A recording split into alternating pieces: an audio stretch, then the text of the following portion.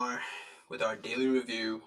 Crazy bullish day. So I have a bunch of basically daily emails I get from StockTwits, a couple other places, right? There's the light paper, there's bar chart, there's the Robinhood snacks, the morning brew. There's a bunch of things that all of you can be following to basically get up to date summaries of what happened today, what to expect the next day, and so on. So I'm just gonna spend some time going over some of that pretty much every evening with you guys. Run through my shares of things I watch and just general plays that are happening, things I did today, what happened in the market, etc.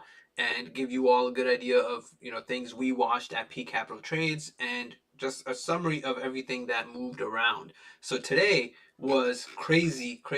So in the morning, you could see pre-market there was a bit of a gap down. Everything was coming down. We were looking at SPY right now. You can see my levels at 441 resistance, 439 resistance.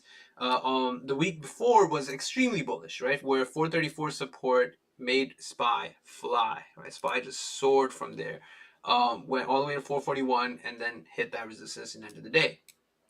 Today we basically saw the same thing. So in the morning there was some bearishness, and when I was live earlier, pre-market and during the early hours of the market, I was kind of leaning towards entering puts, okay, because we saw this candle, we saw this other candle here, we saw this one, we saw a bit of a return towards 439 and a test of 439, but there was this big rejection candle right here, 438.42, but then crazy turnaround happened.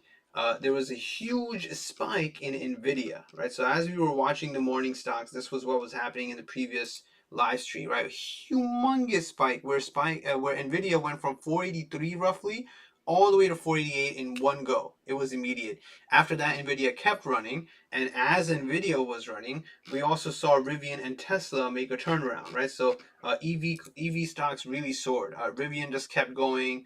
You can see Lucid made a turnaround. Tesla as well. If we look at Tesla real quick, if I can find it. The same thing for Plug. You can see Plug soared as well. And Plug and Rivian are cheap enough for you to actually just buy shares rather than do options. So you could actually like hold shares of this, see it pop, and then day trade that. And then for Tesla, right here, you can see Tesla just soared, right? If you got into calls anywhere, or if you were accumulating calls from the morning open, you just banked heavily. I made the mistake on my new cash account to buy puts in the morning, and that didn't go too well. So as SPY started soaring, I decided to get into the 440 call, and I'm still holding it into tomorrow. 440 call is looking pretty good. I got in 6 positions at 1.67. It went as high as 2.5, and it's holding pretty well. If SPY gaps up tomorrow morning, which it looks like it will, then we should see SPY really, make those calls hit, hopefully 3 and higher. So we'll see what happens with that. I can buy more tomorrow. As I mentioned in this morning's video, I am basically starting from a cash account, which means if you haven't seen it, you could use the money every day. You could do a day trade every day. It's just that once you use a certain amount of money on a given day, you can't use it that day again, right? So if you have $2,000 and you do a day trade with $1,000, you only have $1,000 left for that day now. And you use another 500, you would only have 500 left after that, and so on. And then all of that becomes again available the next day, assuming you only traded options. If you traded stocks, it'll be available again after 24 hours. But SPY did break past 441 today for a little bit and kept revisiting it. We see really good power in SPY and the overall markets with earnings looking good for most companies.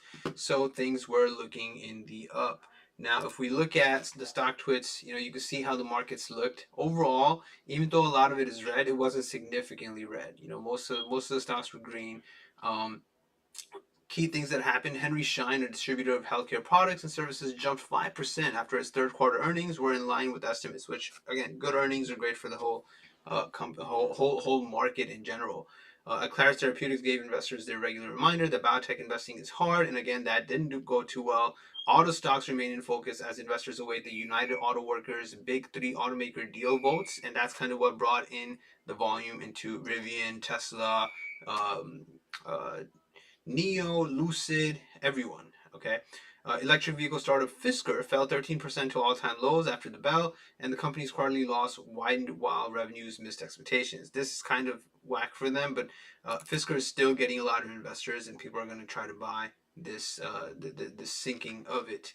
Again, in general, Mondays can be rough, especially if you're a pandemic era software stock that isn't growing enough to satisfy Wall Street. Luckily for Monday.com, it was able to hurdle over estimates and rise 11%. You can see it's looking pretty good, right? So Monday.com did pretty good, which again, this kind of bullish sentiment is great for the entire market. As earnings come through during earnings season, if certain stocks start falling, big groups of industries start sinking from bad earnings, the whole market starts taking a tank, and that's never something you want to be in if you're trying to grab calls.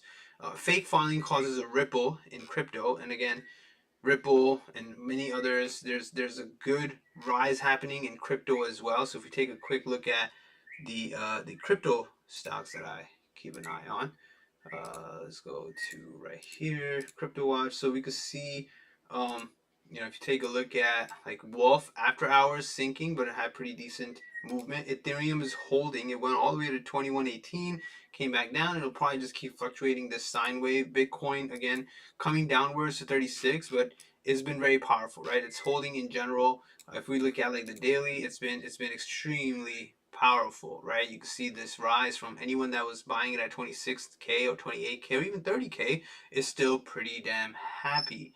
But crypto is still looking very shaky. There's a lot of people that continue to short crypto, so you got to keep an eye on that. Traders eye gasoline prices. Now, gasoline prices have been on the down low here in New York. I've been seeing gas stations that are selling at 325 now, which is awesome. Lately, it had gone as high as 350, and that was like a no-no for me. So it's good to see that prices are kind of coming back down, and that's always exciting. Bullets from the day: Xiaomi claims a record single day with 3.11 billion in sales. So again, good for them. Huge gains. Company saw record sales across platforms like Baba, JD, Pinduoduo, and Douyin, which are all pretty much just Chinese stocks that tend to fly together when one flies. Payment app Zelle rolls out refunds for imposter scams, right? So banks on the payment app have begun issuing refunds to victims of imposter scams, a significant policy change that addresses consumer protection concerns raised by U.S. lawmakers and regulators. Zelle is scary, right? Don't send payments to people on Zelle if you're not really solid about what you're doing there, because there was no way to get the money back, right? So if you can now start proving a scam, you can get that money back.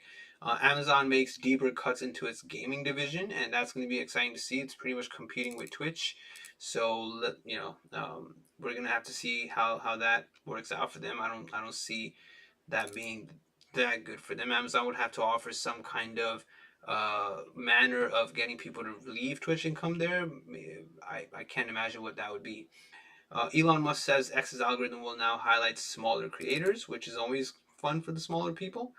Currently, the app's For You feed surfaces popular and trending posts from its broader network alongside highlights from those you follow. However, the new update will cause the feed to surface posts from smaller accounts. It comes as Musk pushes to make X the best place for creators to build and monetize their audience through ad revenue, sharing, and subscriptions. So I consider myself a small guy, so let's see how that goes for me too. The nation's largest labor union just voted to authorize a strike, the National Education Association. Now, education is a huge field. I myself am in it as well as a physician and educator. My other YouTube channel, USMLE Live, is where I teach for exams. The union represents about 3 million educational professionals from preschool to graduate school, but its tiny team of 48 employees has been without a contract since May. The employees are asking for the same kinds of benefits. They're going out and fighting for daily on behalf of the union's members. So most likely they'll get it because no one can suffer an education strike. That would be pretty damaging.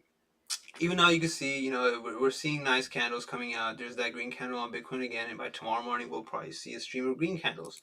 By the end of the day, the contract I'm in ended at what is it at 1.9. So tomorrow morning, this contract expires tomorrow. I am hoping that SPY is going to open pre-market with strong movement upwards. So we need to see a gap up. By tomorrow morning, I want to see a pretty nice green candle that surpasses into maybe 441.5 area. And then when market opens, it should still continue with strong green movement. And if it does that, we can see this contract hitting 3, which would be excellent for me. Right.